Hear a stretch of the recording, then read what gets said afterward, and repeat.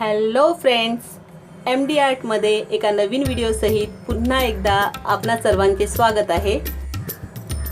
स्क्रीनवर पाहताच तुमच्या लक्षात आलं असेल की मी इथे कोणता आज व्हिडिओ तुम्हाला सादर करणार आहे। आज इथे मोल्डमधून म्हणजे साच्यामधून जो शाडूच्या मातीपासून गणपती केला जातो ते मी प्रात्यक्षिक तुम्हाला इथे दाखवणार आहे। ॲक्च्युली हे मोल्ड जे आहे माझ्याकडे लहान छोट्या मंगलमूर्तीचं आहे। ते माझ्या वडिलांनी म्हणजे मधुकर सीताराम डोंगरीकर यांनी मला बनवून दिलेलं आहे। माझे वडील हे मोठे कलाकार आहेत, मूर्तिकार आहेत, त्यामुळे त्यांच्याकडूनच मी हा मोल्ड तयार करून घेतलेला आहे। इको फ्रेंडली गणपती म्हणजे शाडूच्या मातीपासून बनवलेला गणपती हा कधीही निसर्गासाठी एक चांगलाच पर्याय आहे। त्यामुळे आज आपण शाडूच्या मातीपासून बनवलेला हा गणपती इथे पाहणार आहोत। अगदी गणपती तयार करण्यापासून ते त्याच्या कलरिंगपासून ते दागिने आणि इतर सजावट जसं आपण डेकोरेशन करतो अगदी साध्या पद्धतीने की नाही, पण मी इथे दाखवण्याचा प्रयत्न केलेला आहे। मला असं वाटतं की तुम्हाला देखील ते खूप आवडेल, त्यामुळे व्हिडिओ पूर्ण पहा, कुठेही मध्ये स्किप करू नका। पूर्ण पाहिला तरच तुम्हाला त्यातली एक मजा अनुभवता येईल। आता व्हिडिओ पाहत असताना काही जणांच्या मनात हा प्रश्न येईल का हा मोल्ड आम्ही आणायचा कुठून किंवा मोल्डमधून आम्ही कसं काय गणपती बनवू शकतो घरच्या घरात। पण एक पर्याय आहे, अगदी मोल्डमधून तुम्ही नाही बनवू शकलात ना तरी सुंदर अशा साध्या सहज पद्धतीने आपल्याला हाती देखील गणपती बनवता येतो। याआधी देखील मी माझ्या ड्रॉइंग क्लासमध्ये इतर मुलांना ते प्रात्यक्षिक हाती गणपती बनवण्याचं दिलेलं आहे। आज एक वेगळा व्हिडिओ करायचा म्हणून मी डायरेक्ट तुम्हाला हा छोटा मोल्डपासून म्हणजे मोल्डमधून तयार केलेला गणपती इथे सादर केलेला आहे।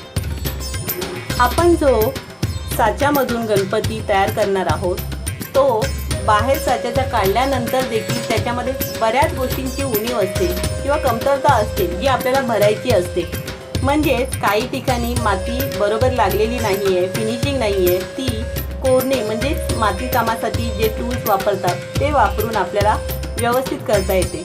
किंवा अधिकची माती कुठे लावायची असेल किंवा जास्त झालेली असेल ती काढायची असेल, कोणतीही जे आहे ते आपल्याला साच्यामधून गणपती काढल्यानंतर देखील चांगल्या किंवा योग्य पद्धतीने असं फिनिशिंग करणं गरजेचं असतं, तरच ती आकृती सुबक अशी तयार होते। गणपतीची फिनिशिंग झाल्यानंतर देखील त्याला सुकण्यासाठी आपल्याला वेळ देणं गरजेचं असतं, कारण मातीचा गणपती आहे हा आणि पावसाळा असल्यामुळे सुकण्यासाठी देखील वेळ लागतो। तर आपण व्यवस्थित तो सुकू द्यायचा आहे। गणपती सुकल्यानंतर आपल्याला कलरिंग स्टार्ट करायचं आहे। तर कलर करायच्या आधी आपण त्याला सफेदी मारून घेणार आहोत, जेणेकरून आपले बाकी सर्व कलर हे त्याच्यावर खूप सुंदर असे सुबकरीतीने उठून दिसतील। त्यासाठी आपण व्हाईटिंग किंवा सफेदीच म्हणा त्याला, सफेदी हे काही मोठ्या गणपतीसाठी कॉम्प्रेसर पेन गननी मोठमोठे गन असतात, ते गन यूज करूनच ते सफेदी मारली जाते किंवा शेडिंगसाठी पेन गन यूज केले जातात। पण आपल्याला इथे हातीच सर्व काम करायचं आहे, त्यासाठी मी इथे पोस्टर कलर जे माझ्याकडे आहेत तेच इथे यूज केलेले आहे। पोस्टर कलर याला एक हात मारून घेतल्यानंतर सफेद पोस्टर कलर मी इथे पहिले एक हात मारून घेतलेला आहे त्याच्यावरती गणपतीला। आणि तो गणपती जेव्हा पूर्ण सफेद कलरचा झालेला आहे त्यानंतरच त्याच्यावर स्किन कलर म्हणजे बॉडी कलर किंवा पितांबर शेळा त्याचा जो मी ग्रीन कलरमध्ये दाखवलेला आहे, असे सर्व जे बेसिक त्याला एक कलर शेड द्यायचे आहे म्हणजे जो कलर आपल्याला द्यायचा आहे ते सर्व कलर इथे दिलेले आहेत मी गणपतीला। आणि त्यानंतरच आपल्याला शेडिंगला सुरुवात करायची आहे। गणपतीची शेडिंग करते वेळेस जसं पेन गननी आपण शेडिंग करतो ते अगदी व्यवस्थितरित्या त्याला उठून दिसते, पण इथे मी आता ब्रशनीच शेडिंग करत आहे। त्यामुळे स्किन कलर जो आहे किंवा बॉडी कलर आहे गणपतीसाठी वापरलेला तिथे थोडंसं ऑरेंज किंवा रेड कलर यूज केलेला आहे मी। पितांबर आहे तिकडे पिवळा कलर जो यूज केलेला आहे त्याच्यावर थोडासा डीप येलो असं वापरूनच त्याला शेडिंग दिलेली आहे। लाईट ग्रीनवरती डार्क ग्रीनची शेडिंग शेळ्यासाठी वापरलेला आहे। आणि नंतर इतर सर्व अजून काही गोष्टी आहेत ज्याच्यामध्ये थोडासा डार्कनेस वाढवला तर खूप उठून ही मूर्ती दिसते।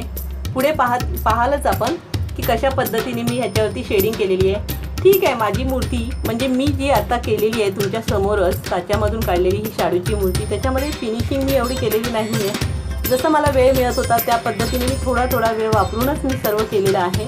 तर तुम्ही मला समजून घ्याल की मला फक्त हे दाखवायचं आहे की आपण एक साध्या मूर्तीला कशा पद्धतीने सुबक बनवू शकतो. एवढंच मला तुम्हाला ह्या व्हिडिओमधून दाखवता आलं तरी भरपूर आहे. तुम्हाला हा व्हिडिओ आवडेल अशा पद्धतीने मी करण्याचा प्रयत्न केलेला आहे. पुढे तुम्ही बघू शकता आता मी बॉडी कलर इथे करत आहे किंवा इतर सर्व पितांबर जो केलेला आहे. अशा पद्धतीने आपल्याला इतर सर्व कलर म्हणजे साध्या पद्धतीने पोस्ट कलरच वापरलेले आहेत असे आपण करून घ्यायचे आहे. आणि हे कलर करून झाल्यानंतर शेडिंगला मी सुरुवात केलेली आहे. शेडिंग देखील मी कोणत्या पद्धतीने कशी केलेली आहे तुम्ही बघू शकता. जसं आपण पेपरवरती कलर करतो एखाद्या गोष्टीला किंवा गणपती जरा ना गणपतीचं जर का तुम्ही स्केच केलं तर तो 3Dमध्ये दिसण्यासाठी जो फ्लॅट 2D इफेक्ट आहे तो 3Dमध्ये दिसण्यासाठी जसं आपण शेडिंग करतो त्याला डार्कची त्या पद्धतीने इथे काही गोष्टींमध्ये म्हणजे शेडिंग करायची आहे आपल्याला. कानाला जसं सोंड आहे, हात आहे, अशा पद्धतीने जर का तुम्ही शेडिंग केली तर तुमचा हा गणपती व्यवस्थित पद्धतीने तुम्ही घरच्या घरी करू शकता. नक्कीच करू शकता. शाडूची माती तुम्हाला कुठेही अवेलेबल असते. जर बघितलं तुम्ही कोणत्याही मूर्तिकाराकडून घेतली विकत तरी ठीक आहे. त्यांनी नाही दिली अंधेरीला देखील शाडूची माती विकतची मिळते. मोठमोठे गाळे आहेत तिथे शाडूच्या मातीचे तिथे तुम्हाला मिळू शकते. किंवा लाल माती घ्या ना तुम्ही. शाडूची माती नाही मिळाली लाल माती तर तुम्हाला नर्सरीमध्ये कुठेही मिळेल. ती लाल माती जरी घेतली ना तरी सुंदर पद्धतीने आपण घरच्या घरात अशा पद्धतीने हाती गणपती करू शकतो. जसं मी सुरुवातीला तुम्हाला सांगितलेलं आहे तसं. आणि त्याला कलरिंग करण्यासाठी तुम्ही पोस्टर कलर यूज करू शकता. आता सध्या आता कोरोनामुळे मोठमोठ्या गणपतीच्या मूर्त्यांवरती देखील बंदी आहे. त्यामुळे 4 फूट 6 फुटाचे जे काही गणपती असतील त्यापेक्षा आपल्या घरातील गणपती हा 1.5 फुटाचा जरी तुम्ही बनवला तरी खूप सुंदर पद्धतीने तुम्ही घरच्या घरी बनवू शकता आणि पाहिजे तसं त्याला सजवू शकता. हा एक मोठा आनंद असतो की आपणच ती घडवायची आहे आणि आपल्याला पाहिजे तसं त्याला सजावट करायची आहे किंवा सजवायचं आहे. ते खूप मोठं काम आहे. एकदा बघा तुम्ही करून. जर तुम्हाला व्हिडिओ आवडला तर नक्कीच पुढच्या वर्षी तरी अशा पद्धतीने तुम्ही घरच्या घरी असा गणपती करून बघा. तुम्हाला खूप आनंद मिळेल त्यातून की तुम्ही जी साकारलेली मूर्ती आहे आत्तापर्यंत तरी देवाने आपल्याला साकारलेलं आहे म्हणजे आपल्याला घडवलेलं आहे. पण आपल्या हातून देखील एखादी गणपतीची मूर्ती घडवण्याचा आनंद तुम्ही नक्कीच पुढच्या वर्षी तरी घ्या असं मला वाटतं. तर अशा पद्धतीने आता इथे पाहत आहात तुम्ही मी शेडिंग कशा पद्धतीने केलेली आहे. आणि शेडिंग जर का झाली तर राहिलं दागिने. दागिन्यासाठी देखील पोस्टर कलरमध्येच मी एक म्हणजे ॲक्रेलिक कलर वापरलेला आहे गोल्डन जो दुकानात आपल्याला सहज मिळतो. 25 रुपयाची बॉटल आहे ती. तर त्या पद्धतीने ती बॉटल यूज करून मी इथे दागिने दाखवलेले आहेत. बघता तुम्ही समोरच. अशा पद्धतीने दागिन्यांना गोल्डन कलर यूज केल्यानंतर तुम्ही त्याच्यावरती त्याला अजून सुंदर असं डेकोरेट करण्यासाठी त्याच्यावरती ग्लिटर किंवा डायमंड आता सध्या मार्केटमध्ये सहज उपलब्ध असतात ते वापरू शकता त्याला सजावट करण्यासाठी. किंवा इथे मी दाखवू शकते तुम्हाला की मी कमळाचं फूल खाली जो आकार आहे त्यासाठी मी रेड कलरचे माझ्याकडे स्टोन होते तर ते स्टोन्स जे आहेत टिकल्या ज्या आहेत त्या वापरलेल्या आहेत तिथे त्या स्टिक केलेल्या आहेत. सहज त्या फेविकॉलने देखील स्टिक करू शकता तुम्ही. अशा पद्धतीने ते किंवा त्याचा मुकुट आहे गणपतीचा त्याला डायमंडची जी माझ्याकडे एक माळ होती ती वापरलेली आहे. अशा सर्व छोट्या छोट्या गोष्टींपासून देखील तुम्ही खूप सुंदर असं त्याला सजावट करू शकता. ही गणपतीची किंवा मूर्तीची सजावट झाली सर्व. आता मूर्तीची सुंदर अशा पद्धतीने आपण सजावट केल्यानंतर देखील राहतो तो प्रश्न कोणता आहे तर डेकोरेशनचा. घरात ती कुठे मांडायची किंवा कशा पद्धतीने सजावट करायची.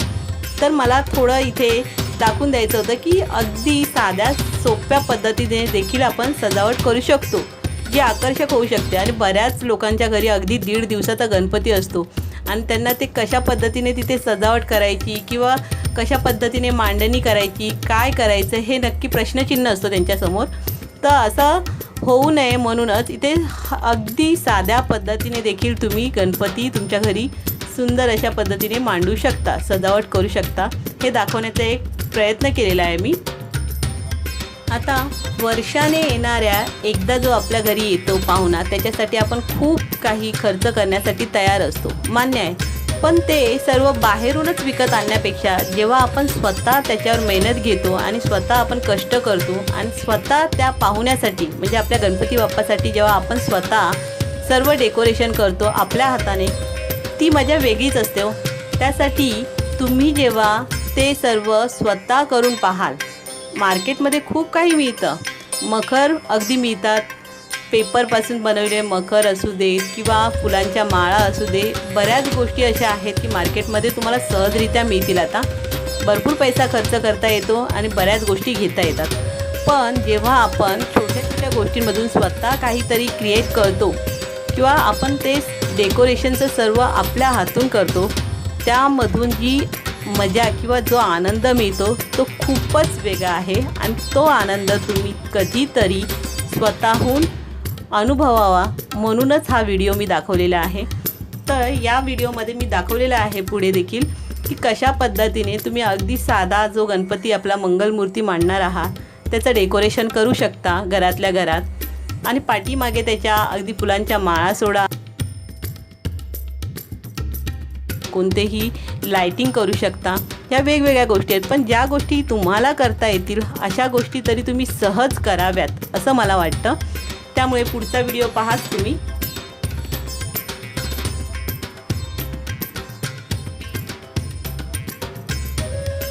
मला असं वाटतं की नक्कीच हा व्हिडिओ तुम्हाला आवडेल, आणि आवडला तर शेअर करायला आणि सबस्क्राईब करायला विसरू नका। लाईक करून कमेंट केलात की तुम्हाला काय आवडलं किंवा काय अजून अपेक्षित होतं या गणपतीच्या मूर्तीपासून किंवा या व्हिडिओमधून, तरीसुद्धा मला कमेंटमध्ये ह्या सर्व गोष्टी समजतील आणि त्याला मी नक्कीच रिप्लाय देईन तुम्हाला। तर प्लीज लाईक आणि कमेंट करायला विसरू नका। तर पुढे व्हिडिओ नक्की पहा, पूर्ण पहा। Thank you so much.